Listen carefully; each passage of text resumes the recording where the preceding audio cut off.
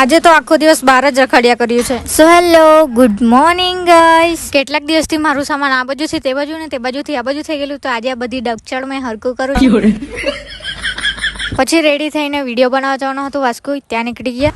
વાસ્કુ અમે આવી ગયા હતા રાશિ ઇલેક્ટ્રોનિક્સમાં. ત્યાં જે શૂટિંગ કરવાની હતી તે કરી લીધી. આ બ્લેક કલરનું ફ્રીજ કેટલું મસ્ત દેખાય છે ને, અમારે દિલ આ ગયા ઇસ પે. એમ તો છે ઘરે ફ્રીજ, પણ આવી નથી. શૂટિંગ પતાવીને અમે આવી ગયા સમોસા ખાવા માટે. અમે એટલે મેં જ ખાઉં છું ખાલી. હા, પછી મેં મંગાવી લીધા ગરમ ગરમ સમોસા અને પેટીસ. ગરમ એટલા હતા કે ખાવાતું બી નહીં હતું ને અહીંયા ખાવાની ઉતાવળ વધારે.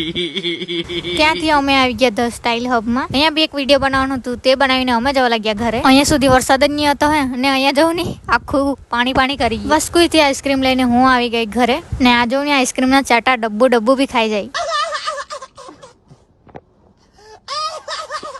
બપોર પછી હું પાછી રેડી એટલે ખાલી માથું ઓળું છે. પાછી રેડી થઈ ગઈ, કેમ કે જવાનું હતું ડોલવણ વિડીયો બનાવવા માટે. થોડી વારમાં અમે નીકળી ગયા ડોલવણ જવા માટે. ને આવી મરઘી તો મેં પહેલી વાર જોઈ. આની વાત નથી કરતી હો, આની વાત કરું છું. એ તો મને બી ખબર છે કે હંસ છે.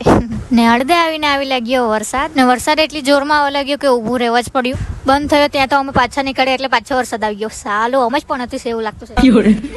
ને અમે ઉભા રહ્યા તે બી કેવી જગ્યાએ ઉભા રહ્યા તે જો ને, ત્યાં બી ગળતું છે. પછી અમે જેમ તેમ પહોંચી રહ્યા ડોલવણ. ત્યાં પહોંચીને અમે ગયા new look hair and beauty સલૂનમાં. ત્યાંનું શૂટિંગ પતાવીને અમે આવી ગયા ઝોરકોમાં, જે એક્ઝેક્ટ પાર્લરની નીચે જ છે. ત્યાં અમે મસ્ત ફ્રેન્ચ ફ્રાઈઝ અને બર્ગર ખાઈ લીધું અને નીકળી ગયા ઘરે જવા માટે. મળ્યા કાલે, બાય.